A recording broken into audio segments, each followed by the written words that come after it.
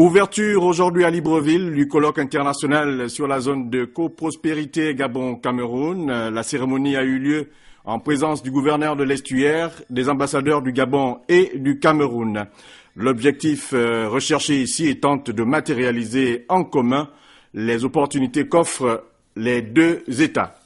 C'est aujourd'hui de la journée de la contraception. Bien qu'au Gabon, l'événement est passé sous silence, la rédaction de Gabon Télévision a tenu à se pencher sur la question pour savoir si cette mesure préventive est intégrée dans le vécu des Gabonais. Mesdames, Messieurs, bonsoir et merci de choisir Gabon Télévision pour vous informer. Bienvenue à tous. En ouverture, la 67e session de l'Assemblée nationale de l'Assemblée générale des Nations unies à New York. Plusieurs dirigeants du monde entier se sont relayés à la tribune des Nations unies à New York. Parmi donc ces intervenants, il y a eu le chef de l'État Ali Bongo Ondimba.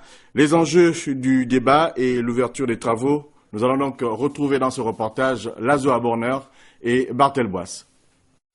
C'est une salle de l'Assemblée générale des Nations unies pleine comme un œuf.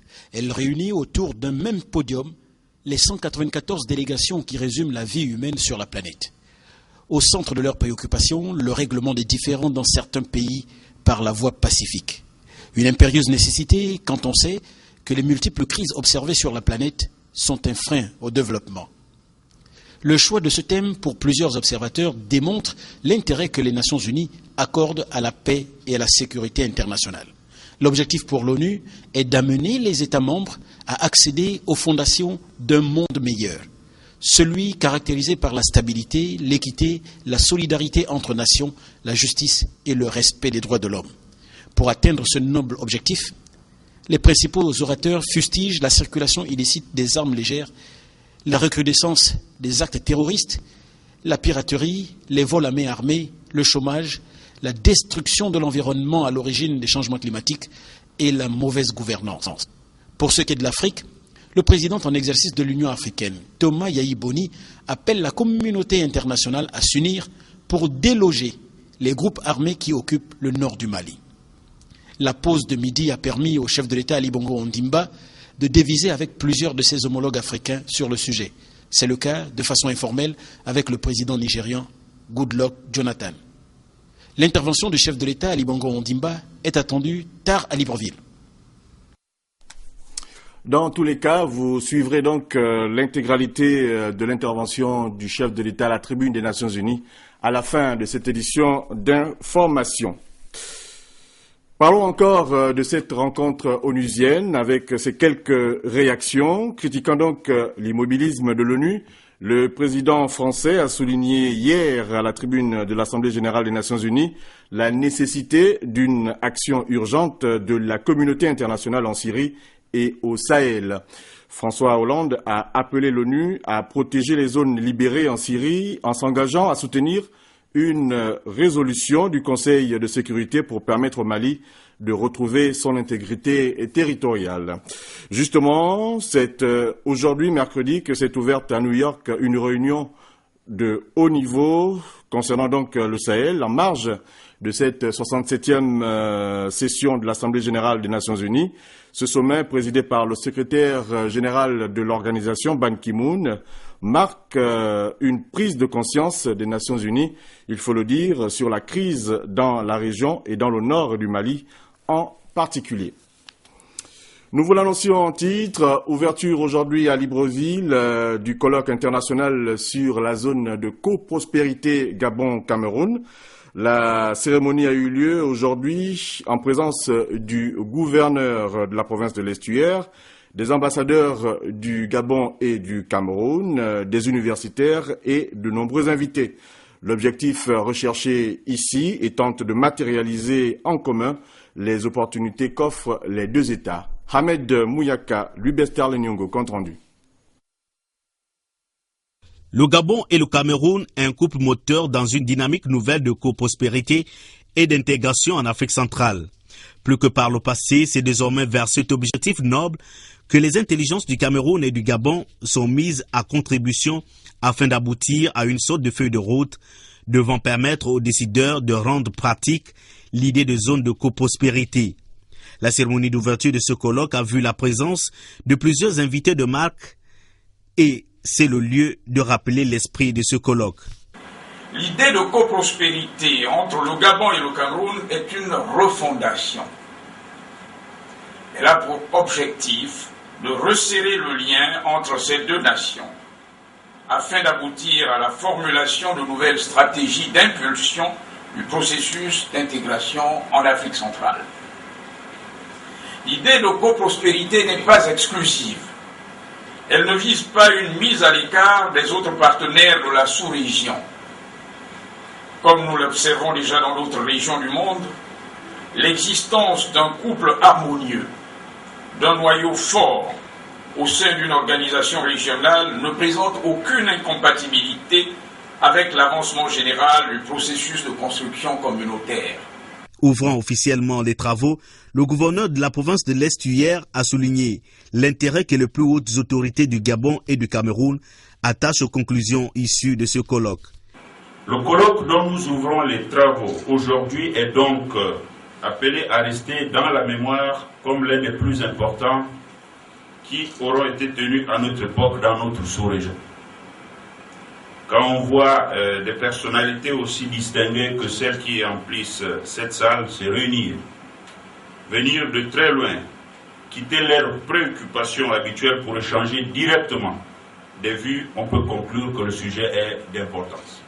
Il me reste à dire la conviction que nous avons tous de voir sortir de vos travaux des conclusions de la plus haute importance. Leurs Excellences, les présidents de la République gabonaise, M. Ali Bongo Odiba, et son Excellence, le président de la République du Cameroun, M. Paul Biya, qui suivront les comptes rendus de vos discussions, ont la plus grande confiance dans vos lumières. Deux communications ont ouvert la série d'exposés prévus tout le long de ces assises. Cette importante communication pour la suite du journal, dans le cadre de ces échanges avec la presse, le Premier ministre chef du gouvernement, M. Raymond Dongsima, va animer une conférence de presse demain jeudi 27 septembre 2012 à 9h30 à l'hôtel Reine Amade de Libreville. L'ordre du jour portera essentiellement sur la gestion des carrières administratives des agents de l'État, mais aussi sur le coût de la vie et de la rentrée scolaire. La présence de la presse nationale et internationale est vivement souhaitée.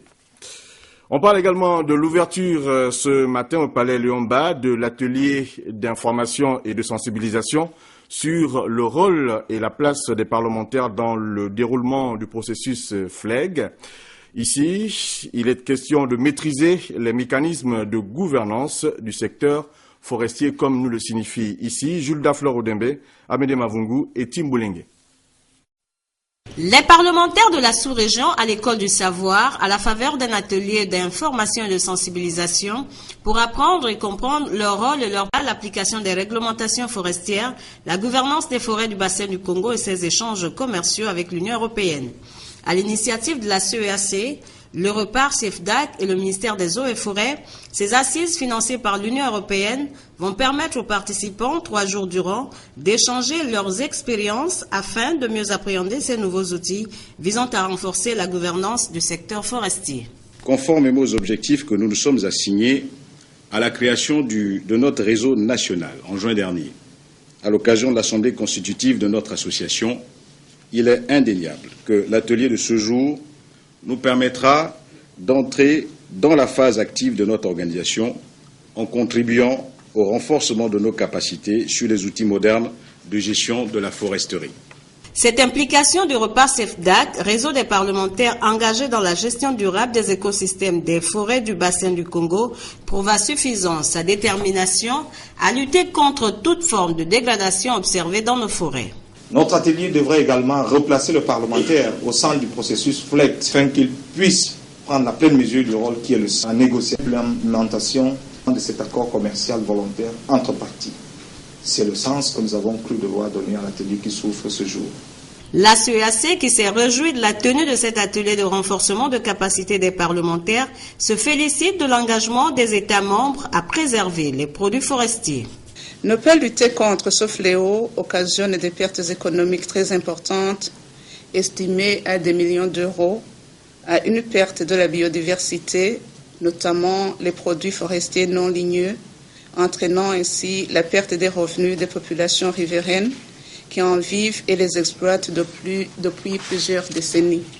Notons que les recommandations qui découleront de ces travaux vont amener les parlementaires à proposer et voter des lois susceptibles de booster l'économie dans la sous-région.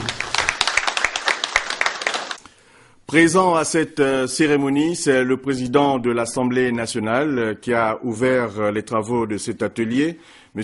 Guy Zouba Dama, qui a donc rassuré les initiateurs du projet de la disponibilité du Parlement gabonais à les accompagner dans la mise en œuvre du dit projet. Henri Nestor Djavé, Amédée Mavungu. Considéré à juste titre comme sujet d'une importance